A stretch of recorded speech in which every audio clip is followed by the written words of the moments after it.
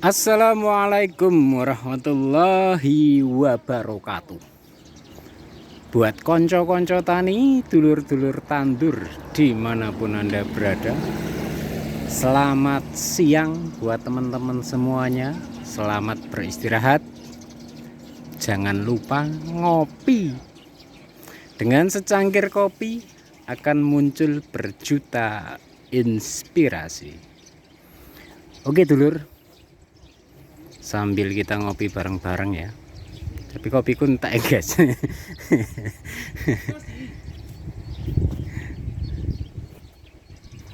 Sebelum saya membagikan berita pada siang hari ini buat teman-teman semuanya, tidak lupa ada salam pecel petani cerdas luar biasa.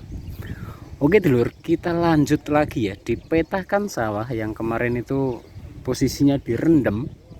Direndam itu pertama untuk mengondisikan kelembapan tanah.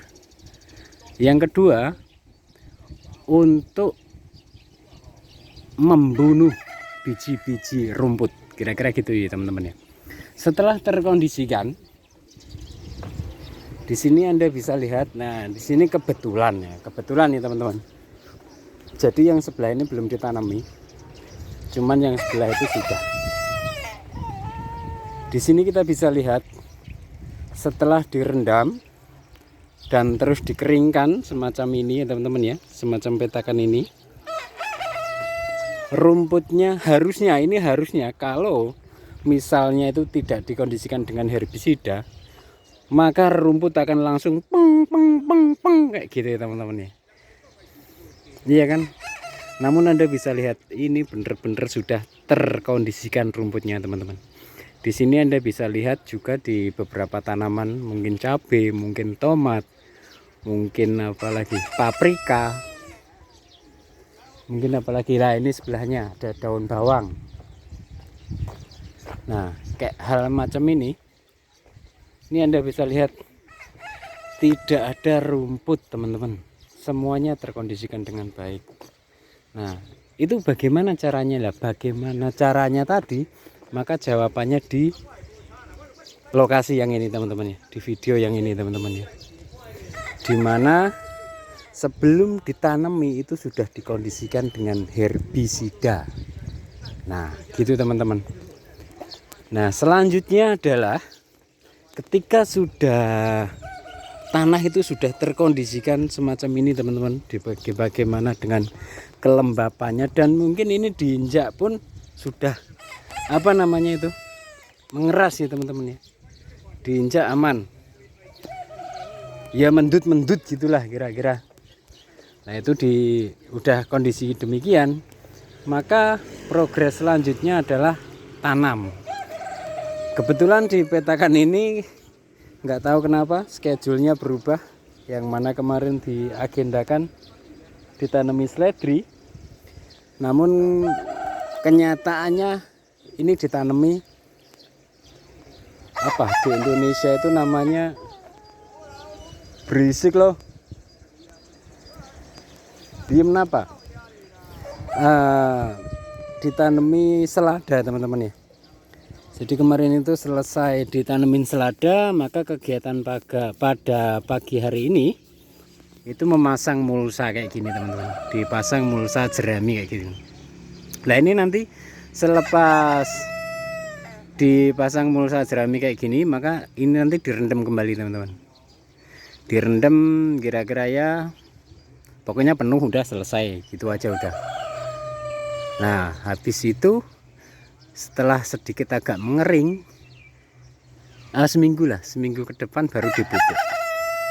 Nah prosesnya kayak gitu aja. Jadi tanaman tuh udah steril dari rumput yang pertama, yang keduanya juga direndam sekali itu udah mampu bertahan berhari-hari atau mungkin bahkan sampai 1 minggu ke depan, karena dengan mulsa jerami itu kan juga menyimpan air ya teman-teman ketika direndam tadi.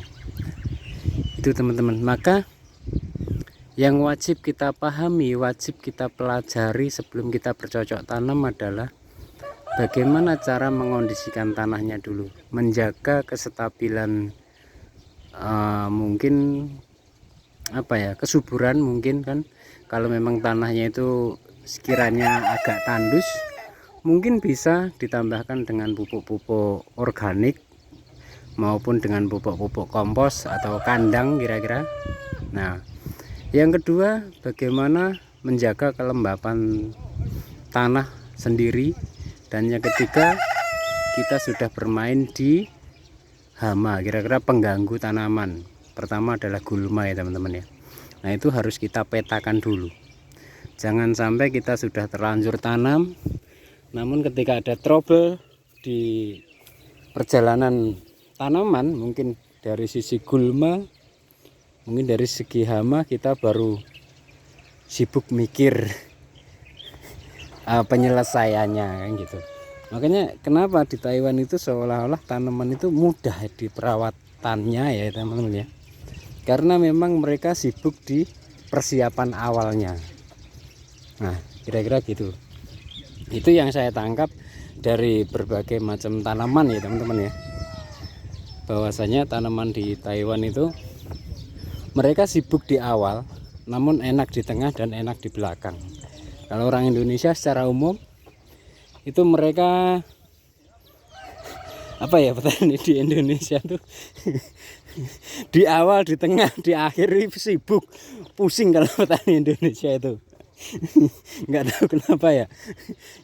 Ya ini kita ngomong kasar aja lah, petani Indonesia mau musim tanam itu disibukkan dengan mungkin apa ya, kadang-kadang cuaca juga, kadang-kadang tenaganya juga. Nanti di tengah perjalanannya disibukkan dengan pupuk yang langka lah, obat-obatan yang ini dan itulah. Nah, nanti di ending terakhirnya udah musim panen, harganya nggak menentu, nggak karu-karuan lah. Jadi petani Indonesia siap mental pusing dari awal sampai akhir. Enggak, sorry guys, ini hanya bahasanya intermezzo aja teman-teman. Ini. Nah, satu hal juga masukan buat teman-teman. Jadi walaupun ini tuh apa ya, tani sayuran, Anda bisa lihat kemarin tanamannya itu ada seledri, ada bawang putih kayak gini. No, Anda bisa lihat duwe jonder guys. Jonder asli guys. Melihatnya tuh gagah guys ya. Kalau mobil-mobil lampangan kayak gini ada berapa? 1, 2, 3, 4. Ada 4. Karena mobil murah di Taiwan. Nah, kalau mereknya Jonder itu keker tenan ya guys. Keren. Kita lihat, kita rampok isi dalemannya ini. Aku kini jujur guys, kuli. Tapi mentalku ki mental bos. Kita cari minuman nggak ada.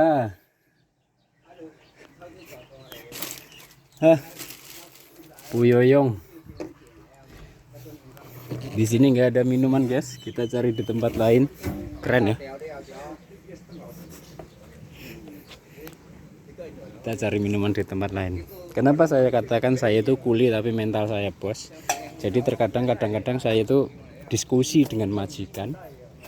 Itu bagaimana pemetaan, bagaimana dengan alat-alat mesin-mesinnya ini wajib diganti apa diperbaiki apa gimana, itu sering saya diskusi kayak gitu. Jadi walaupun saya itu orang miskin, tapi mental kayak itu majikan. Maksudnya hal-hal yang besar yang sekiranya saya tidak mampu beli, itu pun saya pelajari. Ini dari segi harga, dari segi spare partnya dan lain sebagainya, tak pikirin guys. Walaupun saya itu orang miskin, nah kira-kira gitu. Dan alat kayak gini tuh kamu tahu nggak teman-teman semuanya, harganya di Taiwan itu murah banget. Ini walaupun merek Jonder, barunya sekitar 400.000 kalau uang Taiwan. Itu kalau uang rupiah di angka sekitar 200 juta. Sebentar, kalau kalian nggak percaya tak tanyain. Laban,这个买东西新的多少？430。430。Tuh, sepaisan 430.000. Berarti ada kenaikan teman-teman. 215 juta, hanya naik 15 juta loh guys. Anda bisa bayangkan, mendas gue. Iya loh. Indonesia 1M loh. Ya kalaupun ada kurangnya, saya meyakini di Indonesia di atas 700 juta itu pasti. Genre yang dia ada AC ya, yang dia pakai cabin ya teman-teman ya. Saya meyakini di Indonesia ini udah di angka 700 lebih. Ya mungkin bisa 1M. Tapi di Taiwan hanya 215 juta saudara-saudara. Koclok apa koclok? Aku tuh kayak orang gila di sini guys. Aduh. Nah, oke, lanjut lagi teman-teman. Di sini kita bisa lihat tadi saya sampaikan bahwasannya setelah selesai dipasang mulsa jerami tadi ya teman-teman, maka air itu masuk. Ini nanti sampai penuh, sampai dimana jeraminya itu terendam air gitu. Yang penting jerami itu sampai basah, udah habis itu selesai teman-teman. Ini airnya mengalir, nah gitu teman-teman ya. Nah selepas itu nanti, karena udah pasti ini kan tanahnya direndam itu kan dia empuk ya kira-kira gitu, maka ditunggu agak akas, kalau orang Jawa bilang agak-agak keras gitu, baru nanti dipupuk. Oke, buat teman-teman semuanya, ikutin perjalanan gembel Taiwan. Sekilas pertanian, dari pengolahan, dari penggarapan sampai dengan panennya. Hanya ini yang bisa saya bagikan buat teman-teman semuanya. Mohon maaf bila mana ada salah kata dan sapa. Sekian dari saya, Gembel Taiwan. Akhir kata, wabillahi taufik wal hidayah. Wassalamualaikum warahmatullahi wabarakatuh.